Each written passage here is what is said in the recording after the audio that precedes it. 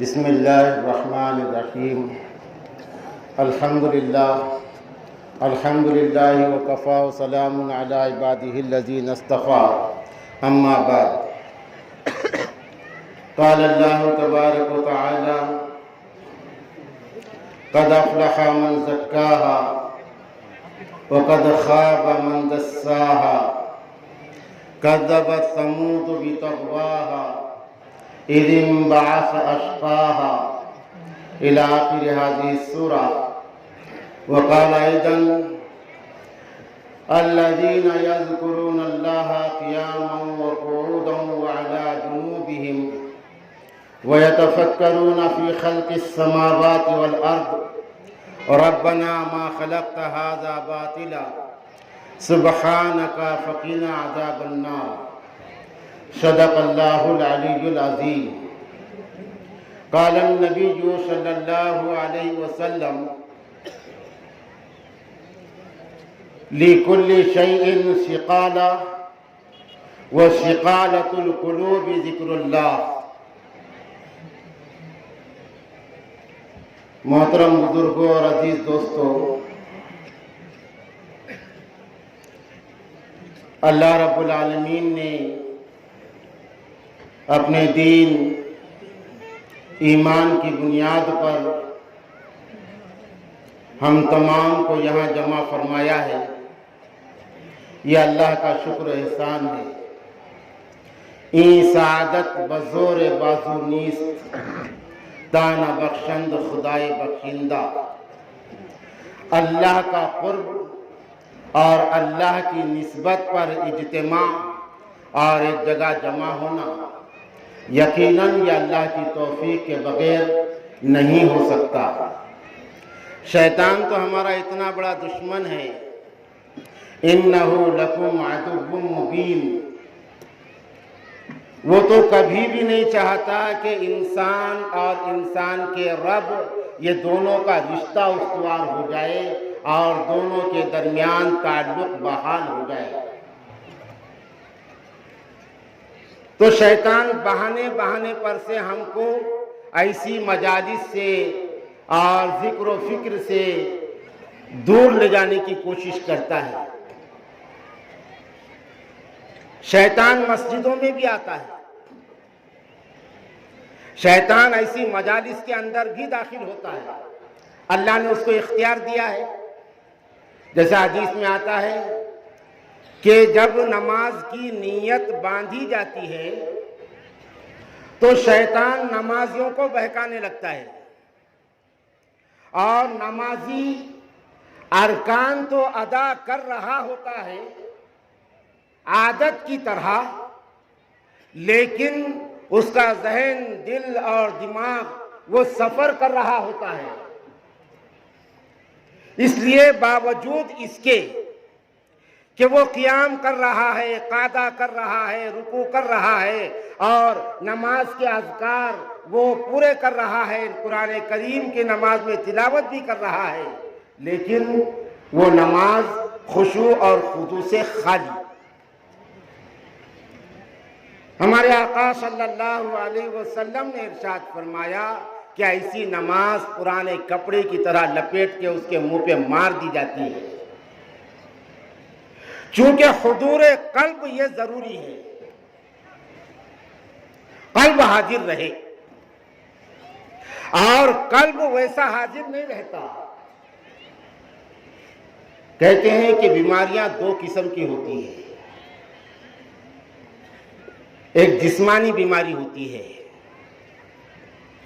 اور جسمانی بیماری کی بھی دو قسم ہے. ایک بڑی بیماری اور چھوٹی بیماری. ایسی ہی روحانی بیماریاں ہوتی ہیں اور اس کی بھی دو قسم ہے، کبیرہ اور صغیرہ، بڑی اور چھوٹی. اور بالفاظ دیگر گندگی یہ بھی دو قسم کی ہوتی ہے، جسمانی گندگی اور روحانی گندگی. اور دونوں کی بھی دو قسم ہے. جسمانی گندگی کی بھی دو قسمیں ہیں، نجاست غلیظہ اور نجاست خفیفہ، فقہا نے کہا ہے اس کو دو نام دیے ہیں۔ نجاست خفیفہ یعنی ہلکی پھلکی اور چھوٹی گندگی، وضو کر لیے تو نماز پڑھنے کے قابل ہو جاتے ہیں، اس کو نجاست خفیفہ کہتے ہیں۔ اور بغیر وضو کے اس میں بھی نماز نہیں ہوتی، نجاست خفیفہ کے ساتھ بھی نماز نہیں ہوتی۔ لا صلاۃ لمن لا وضوء لہ، الوضوء مفتاح الصلاۃ۔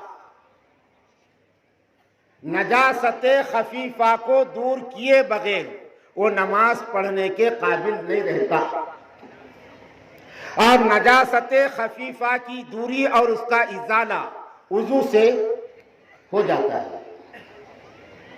ایک ہے نجاست غلیظہ یعنی بڑی نجاست،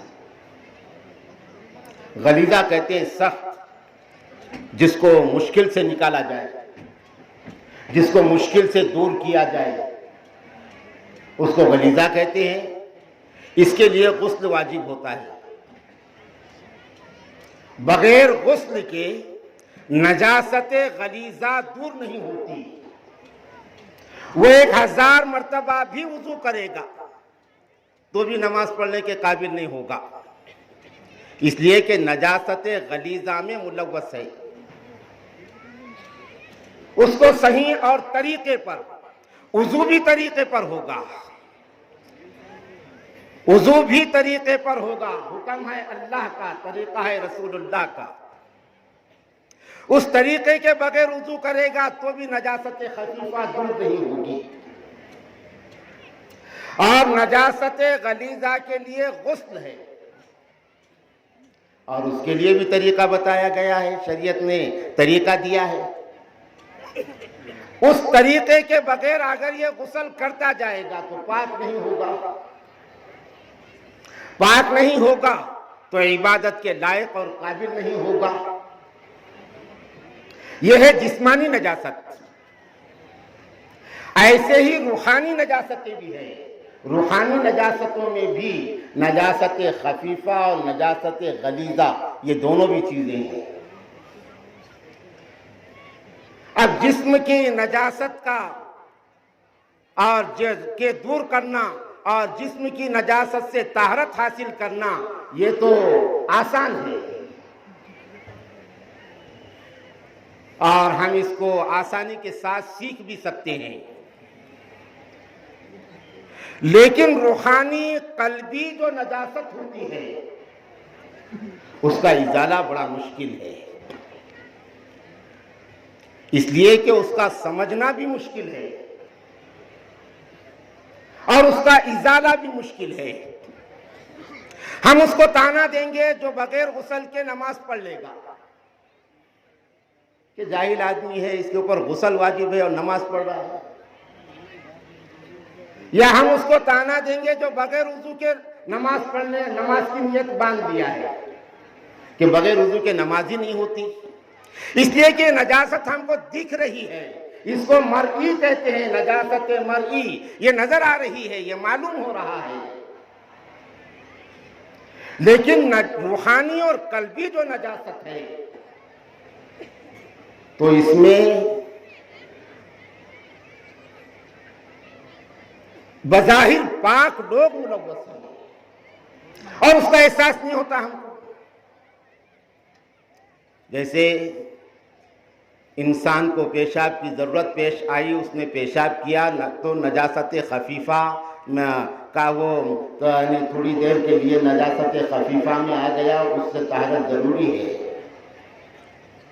اور جنابت وہ نجاست غلیظہ میں آیا، اس میں غسل ضروری ہے۔ اگر کسی نے جھوٹ بول دیا، ہم اس کو نجاست ہی نہیں سمجھ رہے کہ جھوٹ بولنا بھی گندگی ہے، جبکہ آقا مدنی صلی اللہ علیہ وسلم نے ارشاد فرمایا، آپ نے یہ ارشاد نہیں فرمایا کہ جس کو جو جنابت میں ملوث ہو گیا وہ مومن نہیں ہو سکتا، یا جو بے وضو ہے وہ مومن نہیں ہو سکتا، لیکن آپ نے یہ ضرور فرمایا ہے جو جھوٹا ہے وہ مومن نہیں ہو سکتا، یا جھوٹا مومن نہیں ہو سکتا، یا مومن جھوٹا نہیں ہو سکتا۔ المومن لیس بکذوب، کہ مومن جھوٹ نہیں بول سکتا۔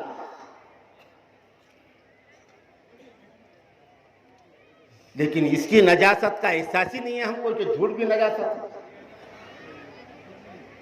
اور یہ ایک ایسی نجاست ہے، اگر کوئی بے وضو ہے تو وہ دوسرے کو گندا نہیں کرتا،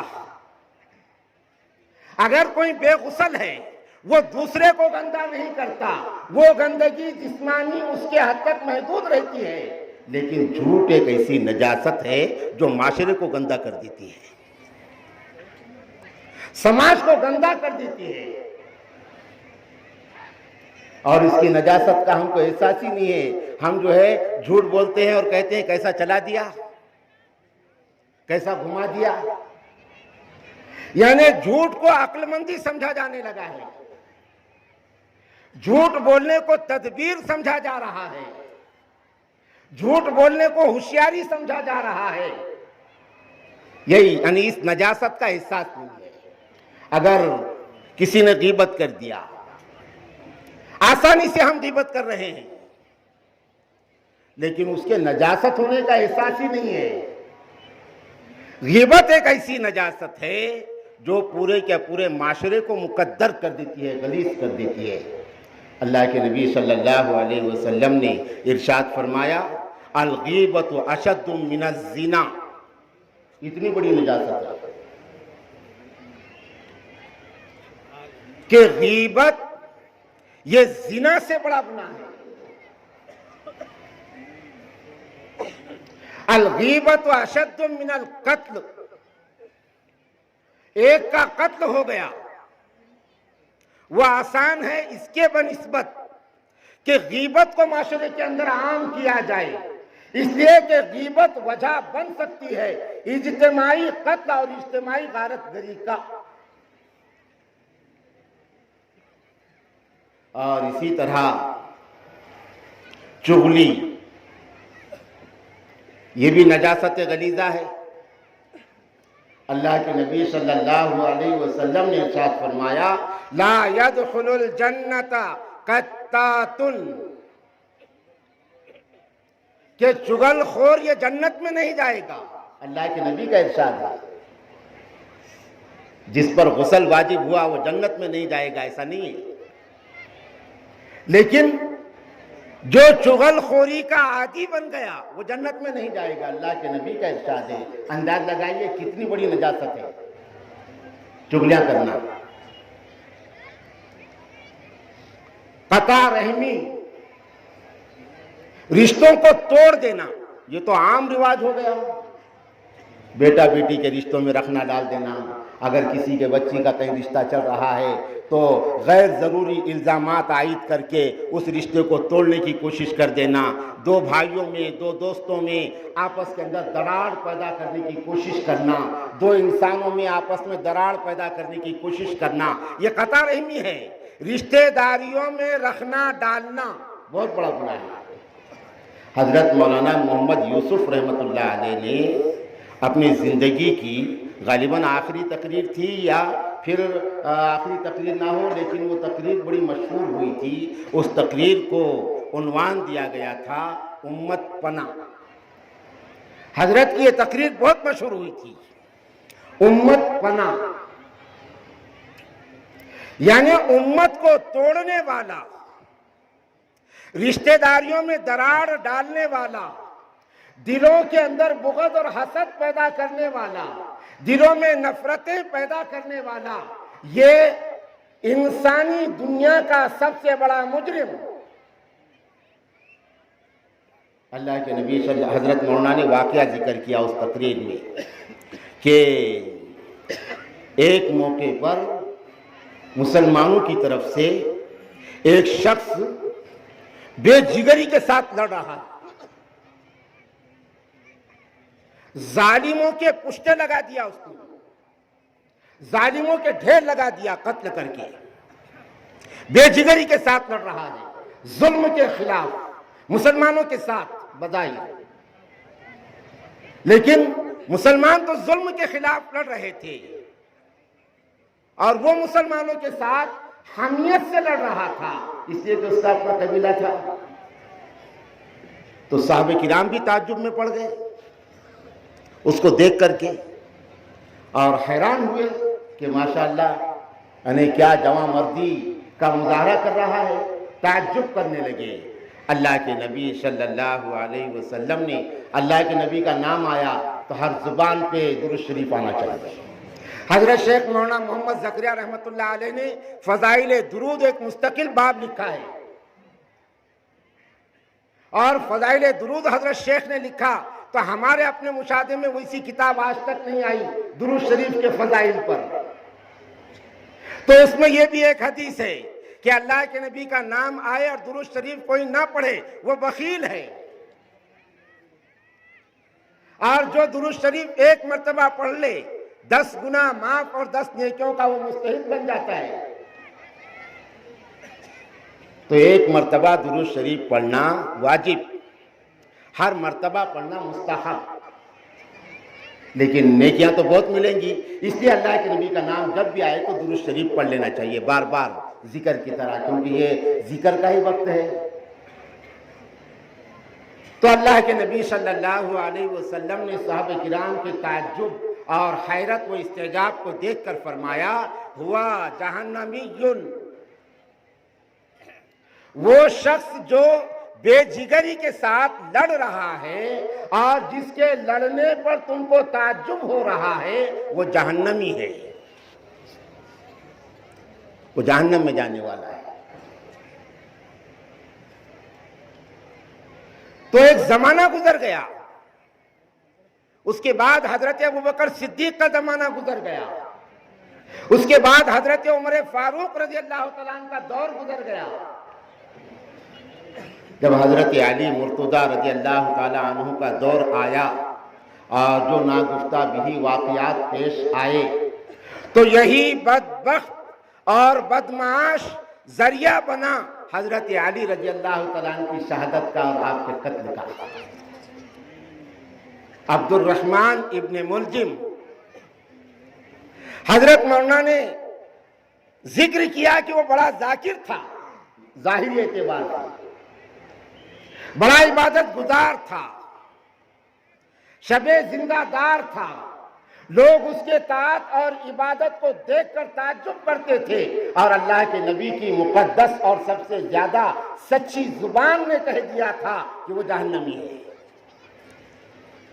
صحابہ کرام کو تعجب تو ہوا ضرور، لیکن شک نہیں ہوا، اس لیے کہ بات تھی اللہ کے نبی کی، اور ایمان اسی کا نام ہے۔ سمجھ میں آئے کہ نہ آئے، اللہ کے نبی نے کہا وہ سچ ہے۔ تو صحابہ کو تعجب تو ہوا لیکن شک نہیں ہوا، اور وہ چیز سامنے آئی حضرت علی رضی اللہ تعالیٰ عنہ کے دور میں، تو وہ قطع رحمی کا اور انسانیت کے اندر درار ڈالنے کا سبب بنا۔ اتنا بڑا گناہ ہے، لا يدخل الجنت قاطع۔ اللہ کے نبی صلی اللہ علیہ وسلم نے ارشاد فرمایا، قطع رحمی کرنے والا اور انسانوں کے درمیان دراریں ڈالنے والا، انسانوں کے درمیان نفرتیں پیدا کرنے والا، انسانوں کے باہم دلوں کو خراب کرنے والا، وہ جنت میں نہیں جائے گا۔ بظاہر وہ کتنی ہی نیکیاں کرے، لیکن یہ نجاست غلیظہ ہے۔ اسی طرح حرص، یعنی میں وہ نجاستیں گنا رہا ہوں جو روحانی یا قلبی نجاستیں ہیں اور بڑی نجاستیں ہیں۔ حرص یعنی لالچ،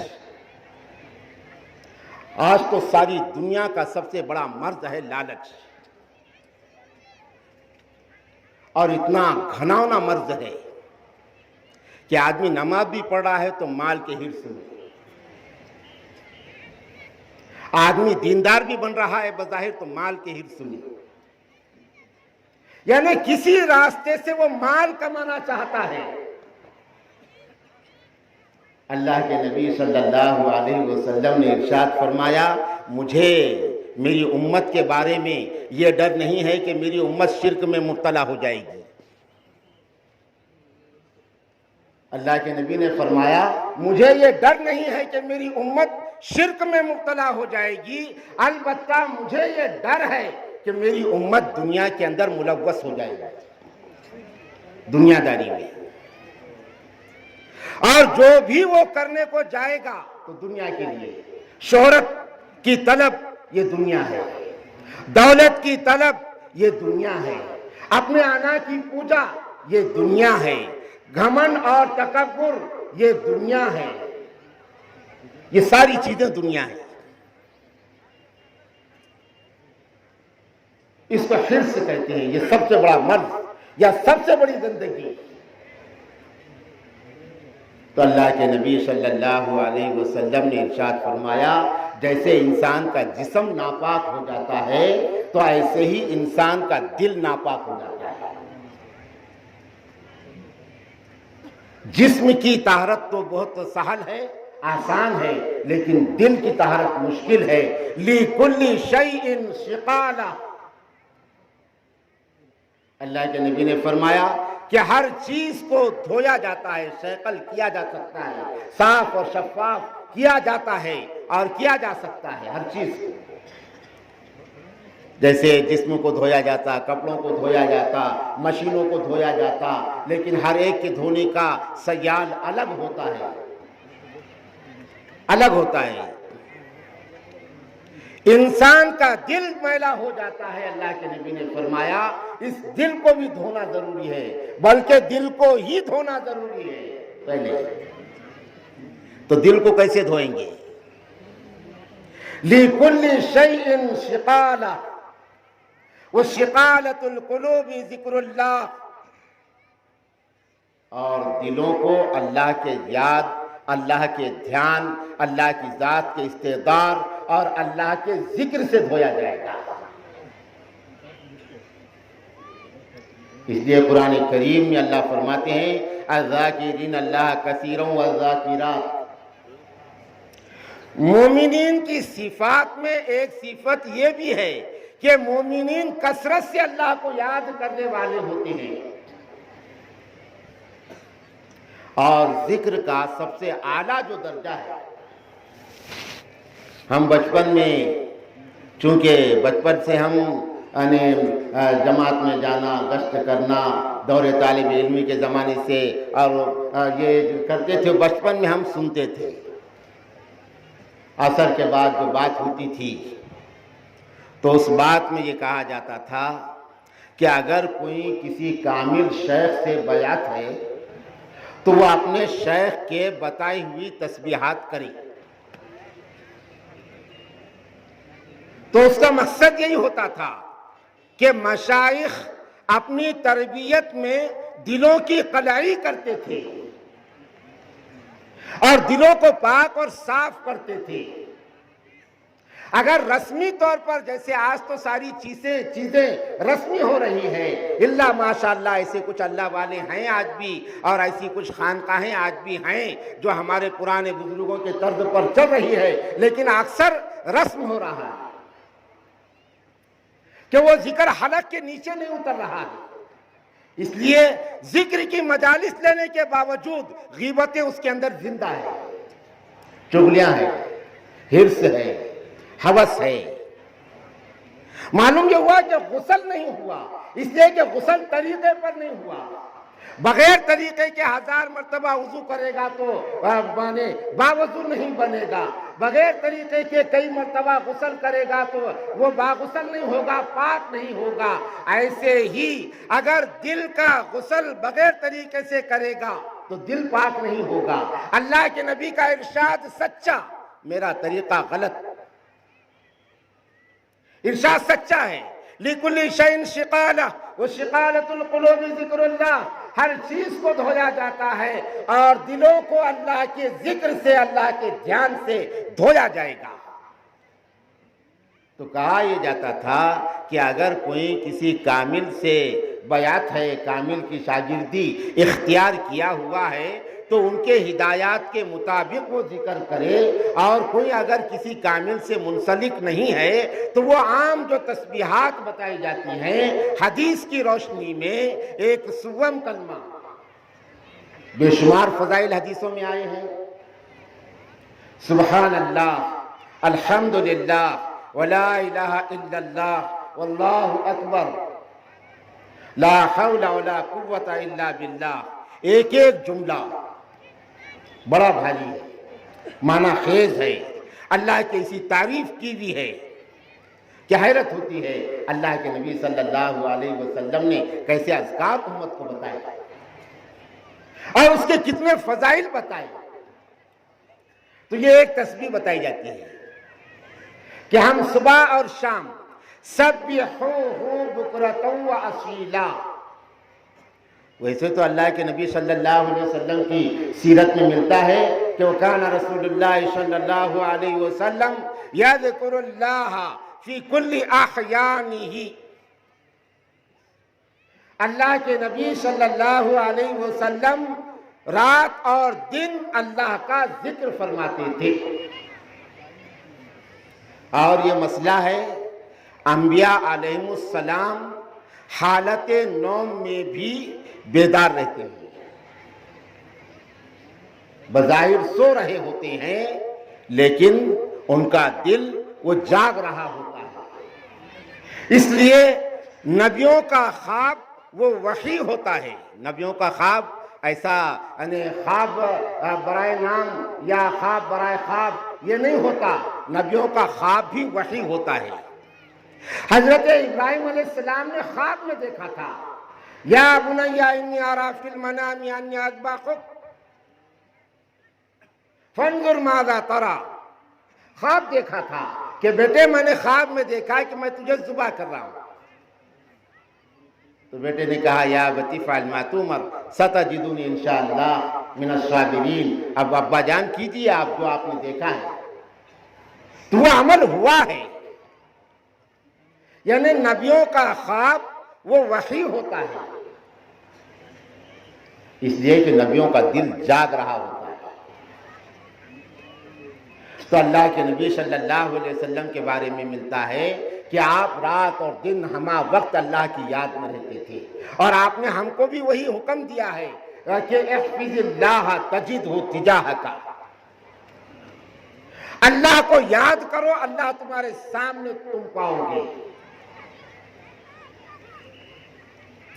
حضرت امام غزالی رحمۃ اللہ علیہ نے ایک مشہور حدیث کو نقل کیا ہے، محدثین کی زبان میں اس حدیث کو حدیث جبرائیل کہتے ہیں، اور محدثین نے یہ کہا کہ حضرت جبرائیل علیہ السلام کو اللہ نے پورے دین سکھانے کے لیے حضور پاک صلی اللہ علیہ وسلم کے پاس بھیجا ہے، وہ احکام لے کر، اور بظاہر مکالمے کی شکل ہے، بظاہر سوال اور جواب کی شکل ہے، تو اس میں ایک سوال تھا عن الاحسان، حضرت جبرائیل علیہ السلام ایک انسان کی شکل میں آئے ہوئے تھے، انہوں نے کچھ سوالات کیے، اس میں ایک سوال یہ بھی کیا تھا کہ مل احسان، احسان کیا ہے؟ ہمارے عرف عام میں احسان یعنی کسی کے ساتھ میں اچھا کرنا، لیکن اس حدیث کی زبان میں احسان بڑا معنی خیز لفظ ہے۔ تو حضرت جبرائیل نے پوچھا مل احسان، احسان کیا ہے؟ پیارے آقا صلی اللہ علیہ وسلم نے بڑا جامع جواب دیا، جواب یہ دیا کہ ان تعبد اللہ کأنک تراہ فإن لم تکن تراہ فإنہ یراک، احسان یہ ہے کہ آپ دنیا کے اندر ایسے بندے بن کر زندگی گزارو کہ گویا کہ تم اللہ کو دیکھ رہے ہو، یہ تو بہت اونچا درجہ ہے کہ بندہ اللہ کو دیکھے، لیکن ہوتا ہے صحابہ کرام نے فرشتوں کو دیکھا،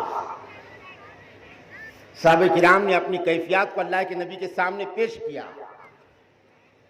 اللہ کے نبی صلی اللہ علیہ وسلم نے فرمایا اور تھوڑا کیفیت بڑھ جائے تو فرشتے تم سے مصافحہ کریں گے. ہوتا ہے. تو یہ بہت اونچا درجہ ہے کہ بندہ اللہ کو دیکھے,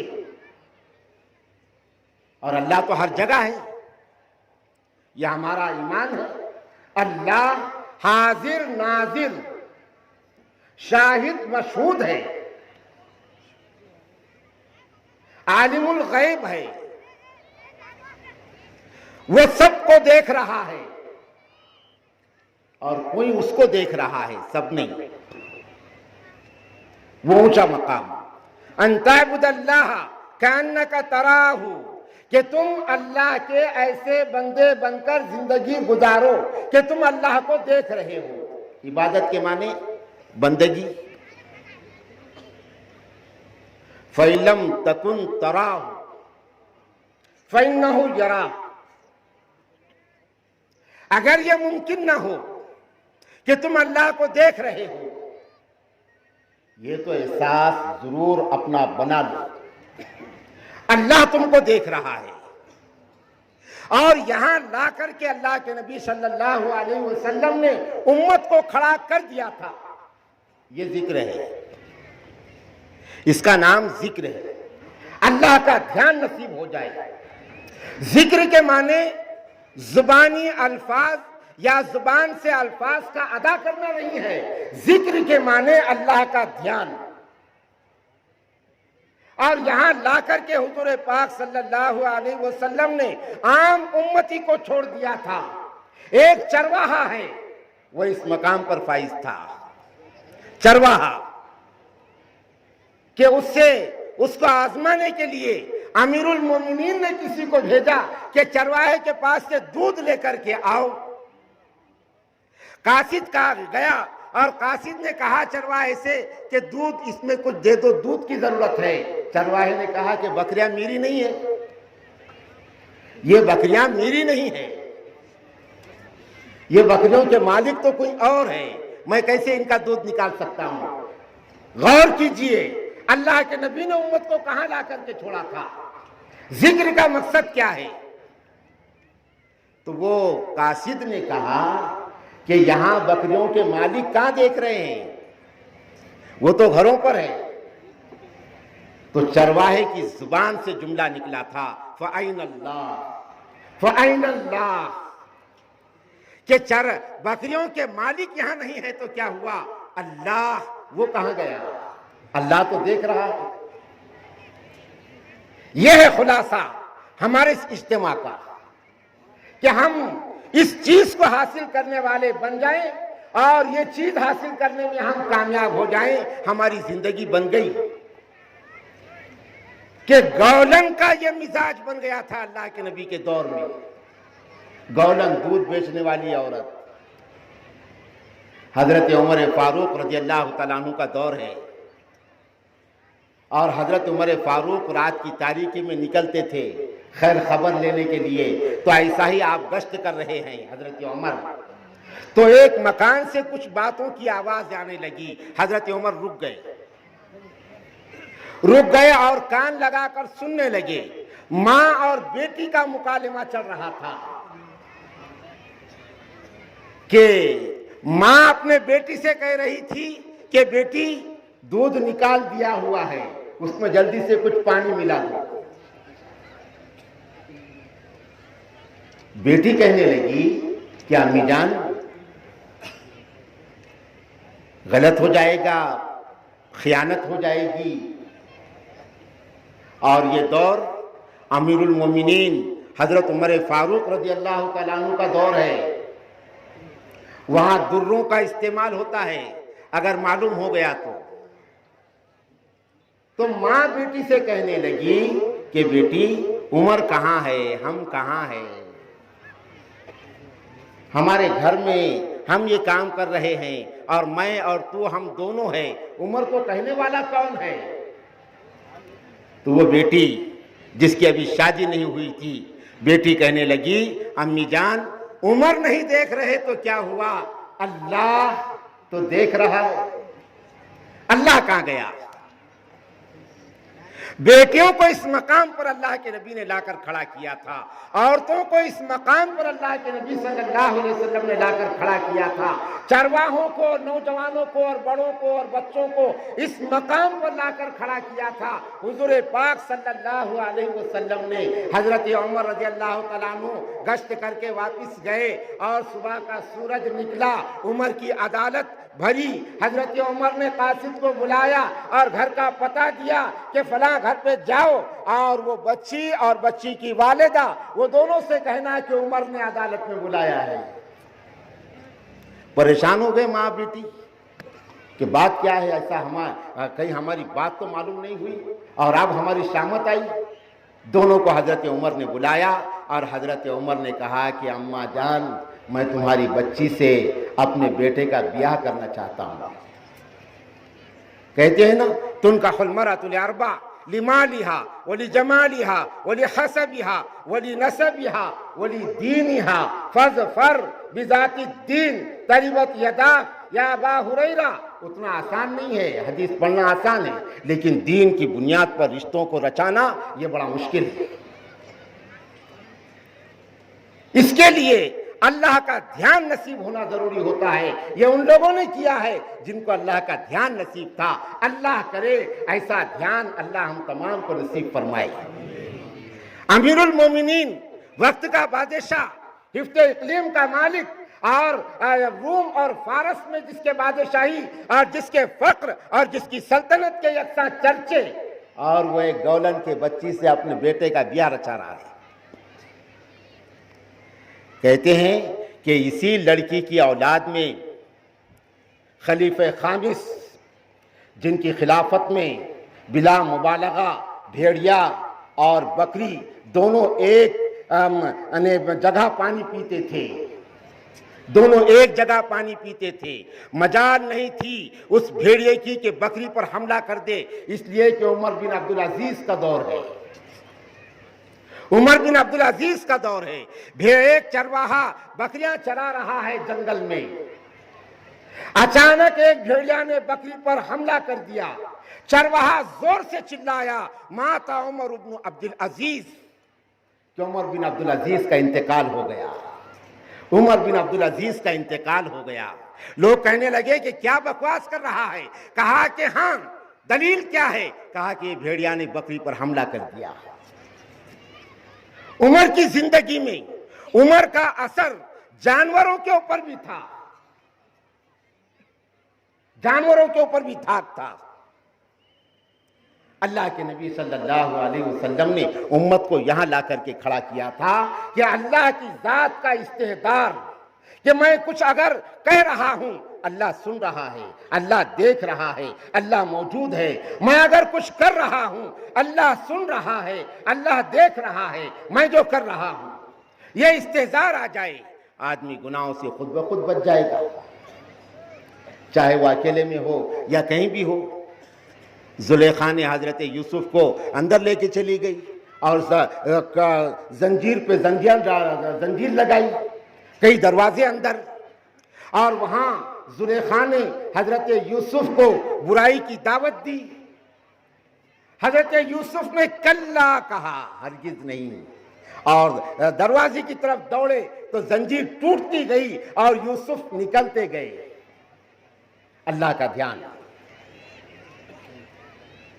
اقبال نے اسی کی طرف اشارہ کیا تھا، نگاہ مرد مومن سے بدل جاتی ہیں تقدیریں، جو ہو ذوق یقین پیدا تو کٹ جاتی ہیں زنجیریں۔ تو یہ ہے اللہ کی ذات کا استعدار، اور یہ حاصل ہوتا ہے اللہ کے کثرت ذکر سے۔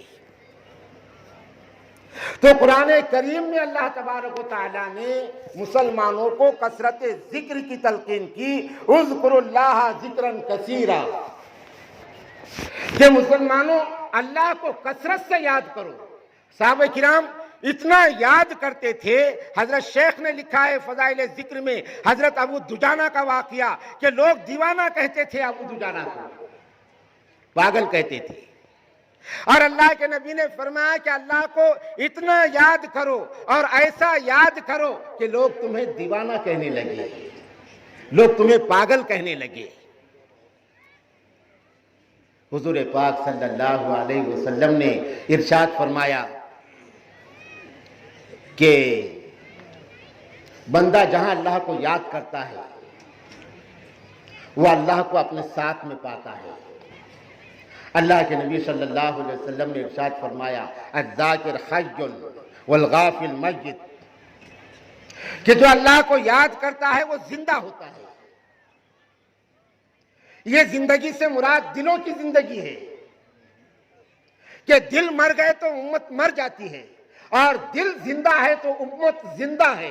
ہمارے یہ اجتماعات کا مقصد یہ ہی ہے کہ ہمارے اندر زندگی آ جائے، ایمان کی زندگی، اسلام کی زندگی، اللہ کے نام کی زندگی، رسول اللہ کے سنتوں کی زندگی، اور وہ زندگی آئے گی اللہ کی کثرت ذکر سے۔ بار بار ہم دین کی باتیں کہیں، بار بار ہم دین کی باتیں سنیں، بار بار ہم دینی مجالس میں شرکت کریں، ہم دینی مجالس کو منعقد کریں، تو یہ کام ایسے پرفتن دور میں اللہ رب العالمین کی امت کے لیے حضور پاک صلی اللہ علیہ وسلم کی برکت سے سب سے بڑی نعمت ہے۔ نعمت ہے کہ اس کام کے ذریعے سے امت کو مسجدوں کے ماحول میں لانے کی کوشش کی جا رہی ہے، اس لیے کہ آج مسجدوں کے ماحول میں ہی امت کو زندگی مل سکتی ہے۔ بازاروں میں تو سارے شیطانی فتنے ہیں، سارے شیطانی فتنے ہیں۔